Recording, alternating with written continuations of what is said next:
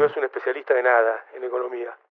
Es una persona que repite los manuales de liberalismo, que es una ideología, no es una cuestión de teoría económica. Todo lo que se ha hecho en economía a partir de esa ideología es una pseudociencia disfrazada de discurso técnico.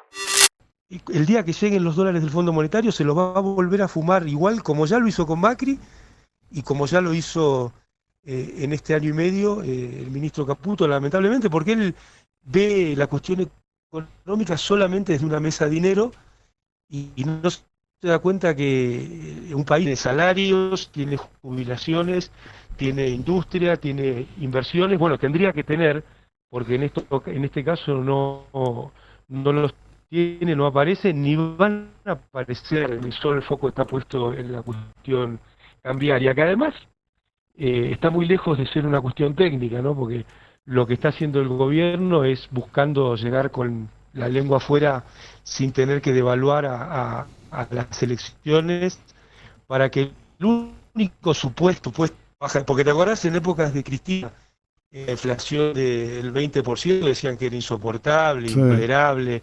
Bueno, ahora parece que es un éxito y un logro, ¿no? Fíjate la doble vara a pedir las cosas. Lo que no tiene doble vara es la heladera de las familias argentinas que lamentablemente está cada vez más vacía. Y es cierto lo que decís, uno siente que todo esto para bancar al gobierno hasta las elecciones. Ahora, faltan para las elecciones. Digo, ¿llega? ¿Se puede bancar? Falta mucho. Por eso, ¿se puede bancar esta situación? Vos decís, hay una diferencia grande en el tipo de cambio. Uno ve lo que pasó esta semana con las corridas, donde además el gobierno liberal hace que intervenga todo, ¿no? Tiene el cepo, interviene el ANSES, interviene el Banco Nación. Incluso leí en algún medio que habría algún fondo privado que estaría colaborando con esta situación de sostener el dólar barato, porque claro, es en realidad un seguro de cambio para aquellos que apuestan a la bicicleta financiera. Es difícil decir qué día esto, digamos, no tiene más la posibilidad de sostener este tipo de cambio. Es inexorable que eso va a suceder. Y yo diría, acá hay un problema grave, está buena tu pregunta, Jorge, porque hay como una suerte de guerra también entre devaluacionistas y los que pretenden sostener este tipo de cambio. Y estas políticas, hoy si hubiera una devaluación, no sería una solución para la vida de los argentinos tampoco, eso hay que decirlo, porque parece que viene la devaluación y es la solución mágica. No, la devaluación es la lamentable consecuencia de políticas muy equivocadas que está llevando adelante el gobierno. Entonces, el día de la devaluación también la población va a sufrir mucho, porque eso se va a integrar a una nueva dinámica inflacionaria que ya sabemos en Argentina lo que sucede, ¿no? Entonces, ojo con esto, porque cuando la discusión política queda en torno solamente al FMI, al tipo de cambio de la devaluación, nos olvidamos que hay otras políticas que son las que le permiten a la sociedad salir adelante, que tiene que ver con la protección a la industria, que tiene que ver con los ingresos de los sectores más vulnerables, que tiene que ver con los planes vinculados a que haya más inversión y más trabajo en la Argentina.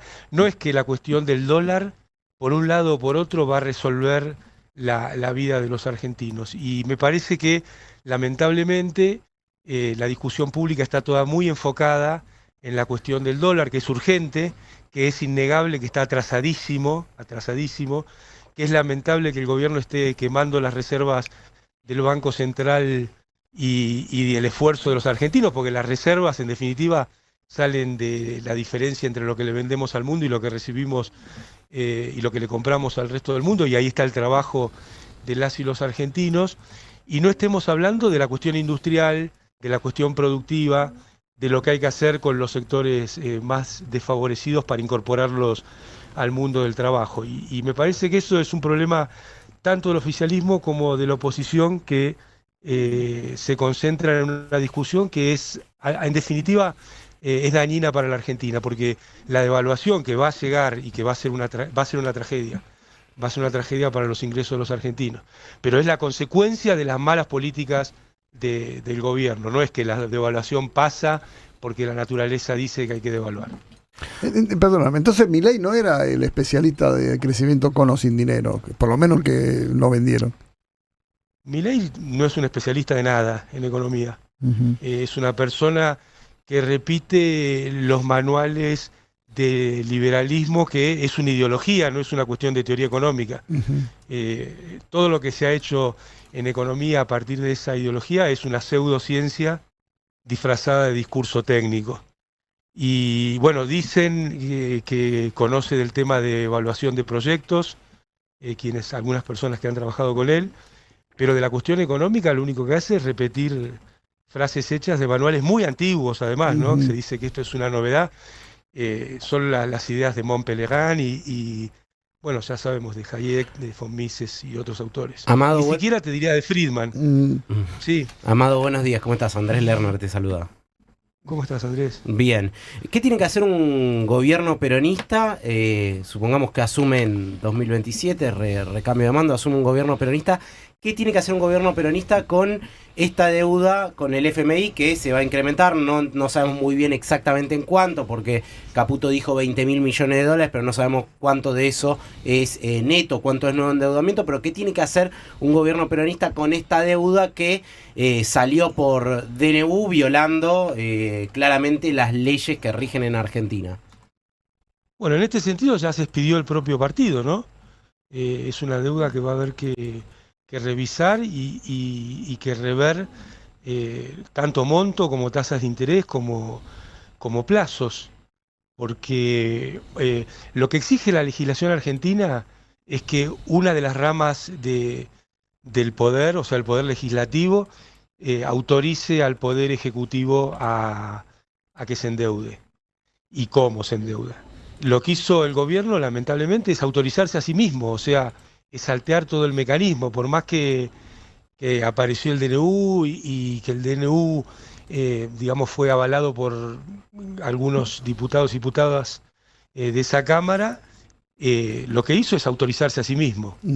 Y esto me parece que está por fuera de todo el espíritu de lo que es una república. Es curioso también, ¿no?, que todos aquellos que despotricaban contra los DNU en los sistemas de medios dominantes durante el gobierno aquello de Menem, y en otros momentos ahora se callan la boca y dicen que que está bueno, está en la legislación, pero el espíritu de esto es que una rama del poder autorice a otra a tomar el endeudamiento, y eso es lo que está en el ordenamiento constitucional.